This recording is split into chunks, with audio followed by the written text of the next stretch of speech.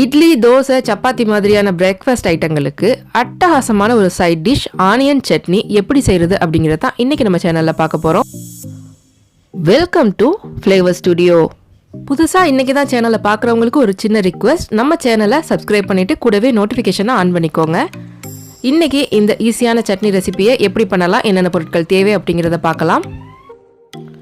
ஒரு கடாயை நல்லா சூடு பண்ணிவிட்டு அதில் 1 டேபிள் ஸ்பூன் அளவில் தேங்காய் எண்ணெய் சேர்த்துக்கலாம். தேங்காய் எண்ணெய் இல்லைன்னா நீங்கள் நல்லெண்ணெய் கூட ஆட் பண்ணிக்கோங்க. பட் தேங்காய் எண்ணெய் சேர்த்திங்க அப்படின்னா சட்னி நல்லா வாசமாக இருக்கும். அப்புறம் இதில் ஒரு 200லேருந்து 250 கிராம் சின்ன வெங்காயம் நான் எடுத்து நல்லா உரிச்சிட்டு கழுவி எடுத்து வச்சுருக்கேன். உங்களுக்கு சட்னியோட அளவு கூட வேணும் அப்படின்னா நீங்கள் வெங்காயம் கூட சேர்த்துக்கோங்க. இப்போ எண்ணெய் சூடாகிருச்சு. இந்த வெங்காயத்தை நம்ம எண்ணெயில் சேர்த்துடலாம். வெங்காயத்தை வெட்டி சேர்க்கணும்னு அவசியம் இல்லை, முழுசாகவே போட்டுட்டு நீங்கள் நல்லா வதக்கி எடுத்துக்கலாம். மீடியம் ஃப்ளேம்லேயே வச்சு நம்ம இதை வதக்கி எடுத்துக்க போகிறோம். இன்கேஸ் உங்கள்கிட்ட சின்ன வெங்காயம் இல்லைன்னா நீங்கள் பெரிய வெங்காயத்தில் கூட இதே ரெசிபியை நீங்கள் செஞ்சுக்கலாம். இப்போ பார்த்தீங்கன்னா வெங்காயம் நல்லா வதங்கிருச்சு, கலர் லைட்டாக மாறி இருக்குது பார்த்தீங்களா. இந்த ஸ்டேஜில் நம்ம கொஞ்சமாக புளி சேர்த்துக்கலாம். பார்த்தீங்கன்னா இந்த அளவுக்கு நான் புளி எடுத்திருக்கேன்.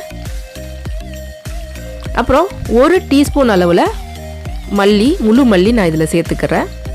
கூட சேர்க்க வேணாம், ஜஸ்ட் 1 டீஸ்பூன் சேர்த்தா போதுமானது. இப்போ இதில் 4லேருந்து 6 வரமிளகா சேர்த்துக்கலாம். காரம் அதிகம் வேணுங்கிறவங்க அதிகமாக கூட சேர்த்துக்கங்க, ஒன்றும் பிரச்சனை இல்லை. அப்புறம் நல்லா 1 கைப்பிடி அளவு சுத்தம் பண்ண கருவேப்பிலையும் நான் இதில் சேர்த்துக்க போகிறேன். கருவேப்பிலை கம்மியாக சேர்த்திங்கன்னா நல்லா இருக்காது. நல்லா எவ்வளோ நிறைய சேர்க்குறீங்களோ அவ்வளோக்கவ்வளோ டேஸ்ட் நல்லாயிருக்கும். நான் இன்றைக்கி 1 கைப்பிடி அளவில் இன்றைக்கி சேர்த்துருக்கேன். இதையெல்லாம் சேர்த்துட்டு நல்லா ஒரு வாட்டி நம்ம மிதமான தீயில் வச்சு வதக்கி எடுத்துக்கலாம். நம்ம கருவேப்பிலெல்லாம் சேர்த்துருக்கனால ரொம்ப நேரம் வதக்கணும்னு அவசியம் இல்லை. கருவேப்பிலை கலர் மாறுறதுக்கு முன்னாடியே நம்ம லைட்டாக வதக்கிட்டு அடுப்பை ஆஃப் பண்ணிவிட்டு இதை நம்ம எடுத்துக்கணும். இட்லி, தோசை மாதிரியான பிரேக்ஃபாஸ்ட் ஐட்டங்களுக்கு மட்டும் இல்லைங்க, லஞ்சுக்குமே கூட நீங்கள் இதை ஒரு சைட் டிஷ்ஷாக பரிமாற முடியும். சூடான சாதத்துக்கு ஒரு சாம்பாரோ ரசமோ வச்சுருக்கீங்கன்னா இதை ஒரு சைட் டிஷ்ஷாக வைக்கும்போது அவ்வளோ சூப்பராக டேஸ்டியாக இருக்கும். கண்டிப்பாக நீங்கள் ட்ரை பண்ணி பாருங்கள் எல்லோரும்.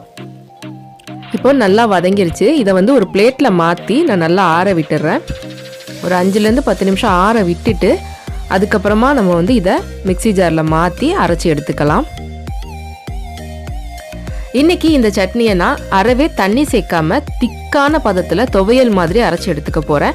இன்கேஸ் உங்களுக்கு தண்ணியாக வேணும் சட்னி அப்படின்னு நினச்சிங்கன்னா கொஞ்சமாக இதில் நீங்கள் தண்ணி சேர்த்து அரைச்சிக்கலாம்.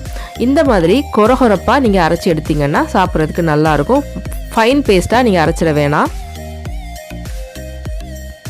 இப்போது நம்ம முதல்ல வெங்காயம் வறுத்தோம் இல்லையா, அதே கடாயில் திரும்ப ஒரு டேபிள் ஸ்பூன் அளவில் எண்ணெய் சேர்த்துக்கலாம். தேங்காய் எண்ணெய் சேர்த்திங்கன்னா ரொம்ப நல்லது.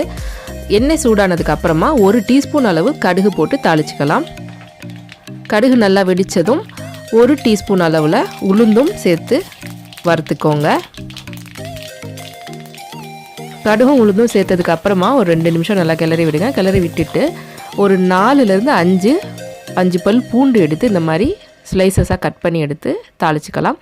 பெரிய பல் பூண்டாக இருந்தது அப்படின்னா 4 போதும். சின்னதாக இருந்ததுன்னா 5-6 கூட நீங்கள் சேர்த்துக்கோங்க. சேர்த்துட்டு இந்த மாதிரி நல்லா நம்ம வதக்கி எடுத்துக்கலாம். நல்லா வாசம் வர வரைக்கும் நம்ம வதக்கிக்கணும்.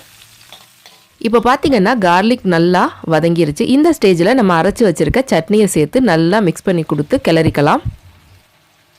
நீங்கள் விரும்புனா சட்னி அரைச்ச மிக்சியில் கொஞ்சமாக தண்ணி ஊற்றி அலசி கூட இதில் சேர்த்துக்கலாம். டேஸ்ட் அவ்வளோவா மாறாது. ஸோ இப்போ இதை எண்ணெயில் சேர்த்துட்டு நல்லா கலந்து விட்டுக்கோங்க. நம்ம இன்னும் இந்த சட்னிக்கு உப்பு சேர்க்கலை. ஸோ இப்போ தேவையான அளவு உப்பு சேர்த்துக்கலாம்.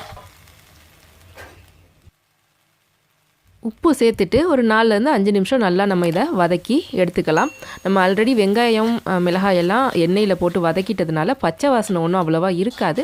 பட் ஸ்டில் நல்லா ஒரு 5 நிமிஷம் 5லேருந்து 6 நிமிஷம் நீங்கள் நல்லா இதை வதக்கி எடுத்திங்கன்னா சட்னியோட ஃப்ளேவர் ரொம்ப நல்லாயிருக்கும்.